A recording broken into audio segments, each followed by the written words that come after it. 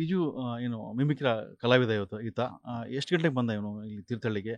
ಇವತ್ತಿನ ಶೂಟಿಂಗ್ ಇಲ್ಲಿ ಪಾತ್ರ ಏನಿತ್ತಂತ? ಗ್ಯಾಂಗ್ ಬಾಯ್ಸ್ ಅಂದರೆ ಈಗ ಬ್ಯಾಕ್ಗ್ರೌಂಡಿಗೆ ನಾವು ಜೂನಿಯರ್ಸ್ ಆರ್ಟಿಸ್ಟ್ ಆ ಥರದ್ದೆಲ್ಲ ತೊಗೊಳ್ತಾರಲ್ವ. ಸೊ ಹಾಗೆ ಬ್ಯಾಕ್ಗ್ರೌಂಡಲ್ಲಿ ಜೂನಿಯರ್ಸ್ಗಳು ಪಾತ್ರ ಇತ್ತು ಅವರದ್ದು.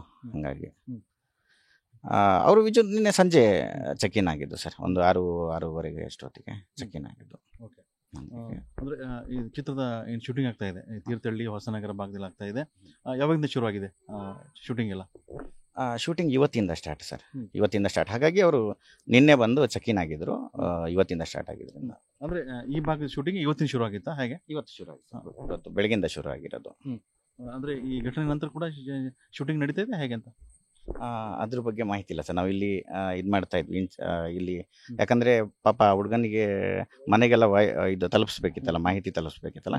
ಸೊ ಹಾಗಾಗಿ ನಾವು ಇಲ್ಲೇ ಇದ್ದೀವಿ. ಮತ್ತು ನಾವು ಸಂಬಂಧಪಟ್ಟ ಮ್ಯಾನೇಜರ್ಗಳಿಗೆ ನಾವು ಇನ್ಫಾರ್ಮ್ನ ತಿಳಿಸಿದ್ವಿ. ಹೀಗೆ ನಾವು ಒಂದು ಜೂನಿಯರ್ ಆರ್ಟಿಸ್ಟ್ನ ಕರೆಸಿದ್ವಿ ಸರ್, ಈ ಥರ ಆಗಿದೆ ಅಂಥೇಳಿ.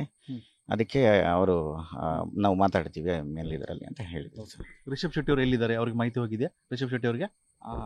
ಅದ್ರ ಬಗ್ಗೆ ನಮಗೆ ಮಾಹಿತಿ ಸರಿಯಾಗಿ ಗೊತ್ತಿಲ್ಲ ಸರ್, ಅವರಿಗೆ ಮಾಹಿತಿ ಹೋಗಿದೆಯಾ ಇಲ್ವಾ ಅಂತ. ನಾವು ಯಾರು ಸಂಬಂಧಪಟ್ಟಿದ್ದ ಮ್ಯಾನೇಜರ್ಗಳಿರ್ತಾರೆ ಅವರಿಗೆ ಮಾಹಿತಿಯನ್ನು ಕೊಟ್ಟಿದ್ದೀವಿ. ಓಕೆ. ಯಾರು ನಿಮ್ಮ ಮ್ಯಾನೇಜರು? ಯಾರಿಗೆ ಮಾಹಿತಿ ಕೊಟ್ಟಿದ್ದೀರಾ ಸರ್? ಅಲ್ಲಿ ಮ್ಯಾನೇಜರ್ಗಳು ಒಟ್ಟು 3 ಜನ ಇದ್ದಾರೆ. ಈಗ ನಾವು ಕುಮಾರ್ ಸರ್ ಅಂತ ಇದ್ದಾರೆ, ಅವರಿಗೆ ಮಾಹಿತಿನ ಕೊಟ್ಟಿದ್ದೀವಿ.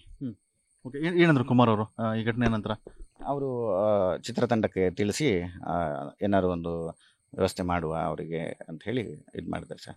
ಆಂಬುಲೆನ್ಸಿಗೆಲ್ಲ ಇದು ಮಾಡಿಸಿ ಅವ್ರ ಮನೆಯವ್ರಿಗೆ ಕರೆಸಿ ಅದೇನು ಕಾನೂನಾತ್ಮಕ ನಿಯಮಗಳಿದೆ ಅದನ್ನೆಲ್ಲ ನೀನು ಫಾಲೋ ಅಪ್ ಮಾಡು, ಆನಂತರದಲ್ಲಿ ಅವರಿಗೆ ಕಳಿಸಿಕೊಡುವ ವ್ಯವಸ್ಥೆ ಎಲ್ಲ ಮಾಡುವ ಅಂತ ಅದು ಹೇಳಿದ್ರು ಸರ್.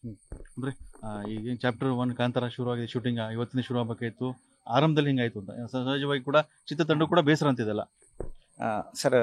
ಅಂದರೆ ಅದ್ರ ಬಗ್ಗೆ ಮಾತಾಡೋಕ್ಕೆ ನನಗೆ ಅಷ್ಟು ಗೊತ್ತಿಲ್ಲ. ಬಟ್ ಒಂದು ದೊಡ್ಡ ಸಿನಿಮಾ ಆಗ್ತಿದೆ, ಪ್ಯಾನ್ ಇಂಡಿಯಾ ಸಿನಿಮಾ ಆಗ್ತಾ ಇದೆ.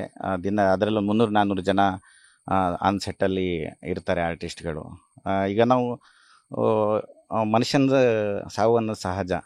ಹಾಗಾಗಿ ಪಾಪ ಅವನು ಬಂದವನು ಆ ಥರ ಆಯ್ತಲ್ಲ ಅನ್ನೋದು ನಮಗೆ ಬೇಸರ ಇದೆ ಅಷ್ಟೇ ಸರ್. ಅಂದರೆ ಈಗ ಮುಂದಿನ ಪ್ರಕ್ರಿಯೆ ಯಾವ ರೀತಿ ಆಗತ್ತೆ ಅಂತ, ಈಗ ಅವ್ರ ಕುಟುಂಬಸ್ಥರು ಬರ್ತಾರೆ, ಮುಂದೆ ಏನಾಗುತ್ತೆ ಅಂತ ಪೋಸ್ಟ್ ಮಾರ್ಟಮ್ ಕೂಡ ಆಗಬೇಕಾಗಿದೆ, ಅದನ್ನು ಕೂಡ ಪೊಲೀಸರು ಕಾಯ್ತಾ ಇದ್ದಾರೆ.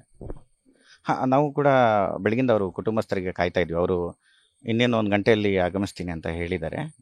ಆನಂತರದಲ್ಲಿ ಏನು ಕಾನೂನಾತ್ಮಕ ಕ್ರಮಗಳಿದ್ದಾವೆ, ಈಗ ಪೊಲೀಸರು ಕೂಡ ಅಲ್ಲಿದ್ದಾರೆ, ಅವರು ಹತ್ರ ಕಂಪ್ಲೇಂಟ್ ತೊಗೊಂಡು ಆನಂತರದಲ್ಲಿ ಅದು ಪೋಸ್ಟ್ ಮಾರ್ಟಮ್ ಮಾಡಿ ಅವರಿಗೆ ಬಾಡಿನ ಹ್ಯಾಂಡ್ ಓವರ್ ಮಾಡಬೇಕು ಅಂತ.